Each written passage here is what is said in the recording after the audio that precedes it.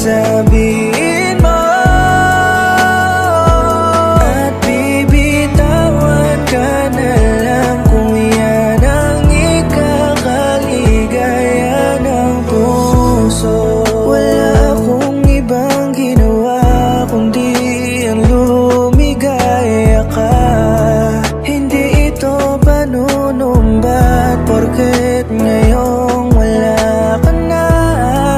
At kung ika'y hindi lumigaya nung panahong nasa piling ko, patawad kung wala ako nung sa kanya'y nakita mo.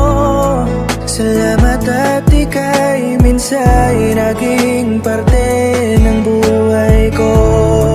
Alam mo ba na minsan mo ring nakulay